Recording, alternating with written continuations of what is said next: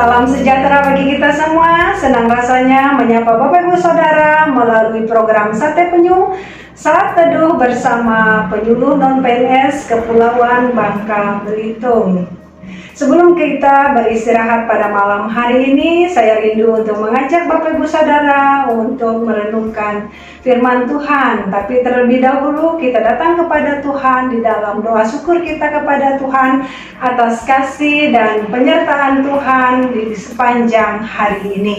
Mari kita bersatu di dalam doa. Segala puji syukur kami naikkan kepadamu Tuhan. Sungguh kami bersyukur buat segala kebaikan Tuhan yang Tuhan nyatakan dalam hidup kami.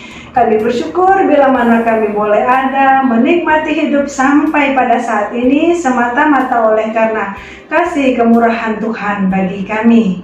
Saat ini ya Tuhan, kami akan merenungkan firman-Mu. Bukakanlah kiranya hati kami, jadikan hati kami seperti tanah yang baik, sehingga tatkala firman itu ditaburkan, firman itu boleh bertumbuh berbuah dalam hidup kami. Terpujilah Engkau Tuhan, Bapa yang baik. Dalam nama Yesus kami berdoa. Amin. Perenungan firman Tuhan pada malam hari ini saya ambil dalam 1 Samuel pasal yang ke-10 ayat 8 dan pasal 13 ayat 8 sampai 10. Saya akan bacakan untuk kita.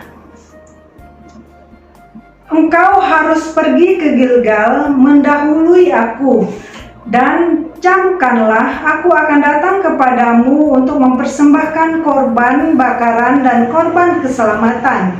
Engkau harus menunggu 7 hari lamanya sampai aku datang kepadamu dan memberitahukan kepadamu apa yang harus kau lakukan.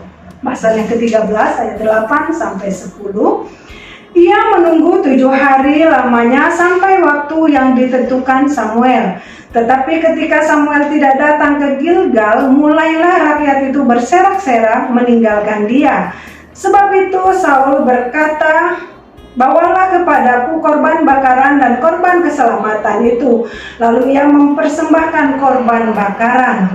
Baru saja ia habis mempersembahkan korban bakaran, maka nampaklah Samuel datang. Saul pergi menyongsongnya untuk memberi salam kepadanya.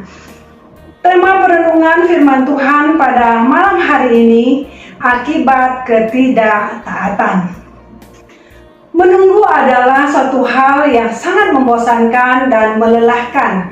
Itulah sebabnya dibutuhkan suatu kesabaran. Firman Tuhan yang kita bacakan hari ini menceritakan bagaimana Raja Saul diminta oleh Nabi Samuel untuk menunggu dia di Gilgal selama 7 hari. Dari hari ke hari Saul menunggu kedatangan Samuel, tapi Samuel tidak kunjung datang ke Gilgal sesuai dengan waktu yang dijanjikan. Dan pada saat itu sedang berlangsung pertempuran antara orang Filistin melawan orang Israel. Semakin hari keadaan semakin mencekam, di mana orang Israel semakin terjepit sehingga mereka tercerai-berai. Ada yang bersembunyi di gua, ada yang bersembunyi di Keluk Batu, Bukit Batu, Liang Batu, dan Perigi. Karena takut, panik, tidak tahu harus berbuat apa lagi, Saul merasa dirinya dalam banyak kesulitan dan ia tidak sabar lagi menunggu kedatangan Samuel. Akhirnya dia mempersembahkan korban bakaran kepada Tuhan. Saul melakukan kesalahan besar. Saul tidak menaati firman Tuhan yang disampaikan melalui Nabi Samuel, di mana dia diminta menunggu Samuel untuk mempersembahkan korban bakaran dan memberitahukan kepadanya apa yang harus dia lakukan. Saul adalah raja, bukan imam, dan hanya imam yang boleh mempersembahkan korban. Saul tidak punya urusan melakukan apa yang seharusnya dilakukan oleh seorang imam.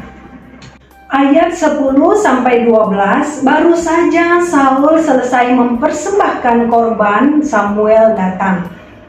Saul keluar untuk menemuinya agar dia dapat menyambutnya, dan Samuel bertanya kepada Saul, apa yang telah kamu lakukan?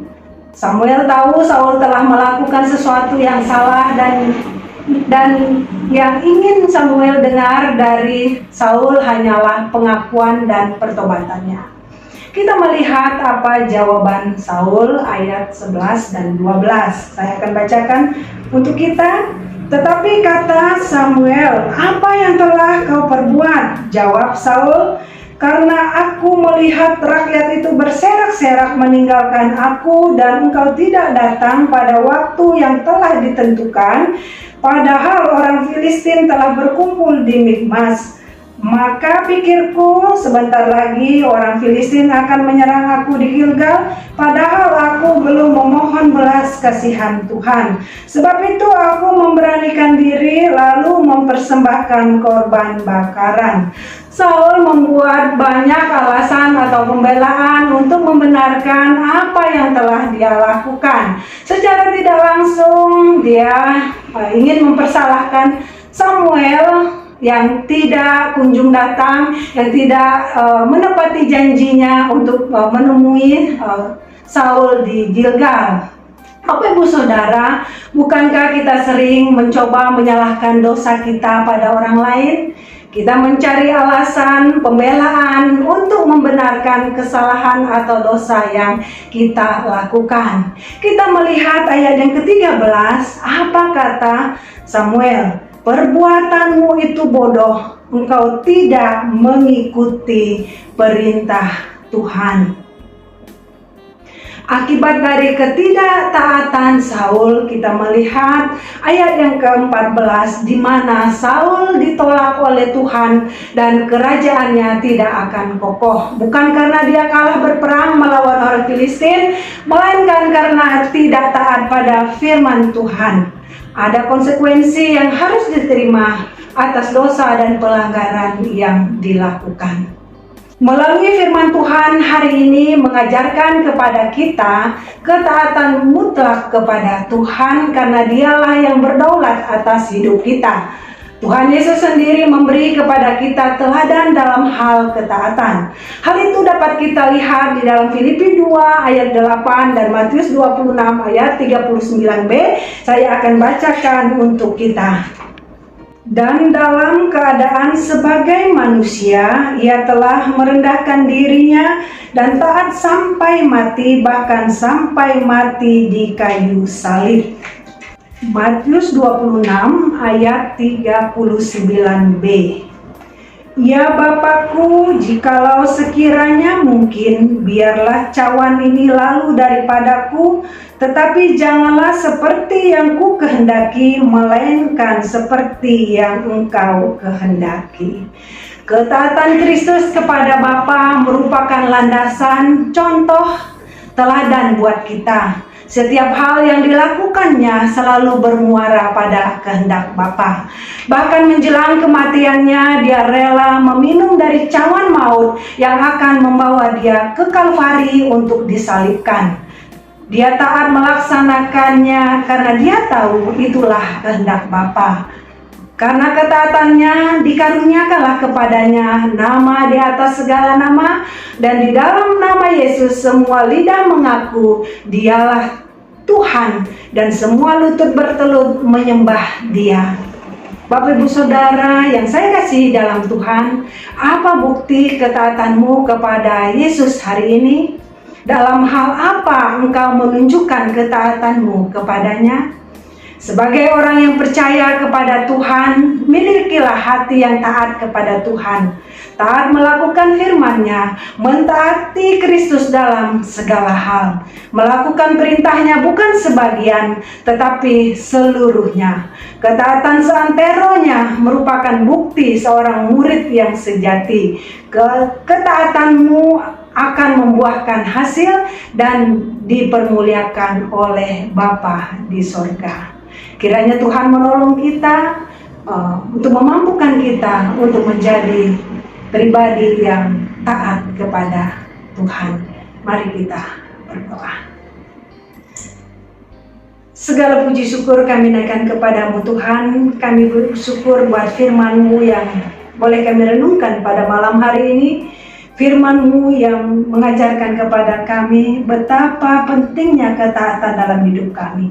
Oleh sebab itu Tuhan, mampukan kami untuk memiliki hati yang taat sepenuhnya kepada Engkau, melakukan firman-Mu di dalam hidup kami ya Tuhan, sehingga kami boleh menjadi pribadi-pribadi yang menyenangkan hati Tuhan. Kuatkan iman kami dan teguhkan ya Tuhan, untuk kami boleh tetap setia mengiring Tuhan sampai akhir hidup kami. Dalam nama Yesus kami berdoa dan mengucap syukur. Haleluya. Selamat malam, Tuhan Yesus memberkati kita semua. Selamat beristirahat malam.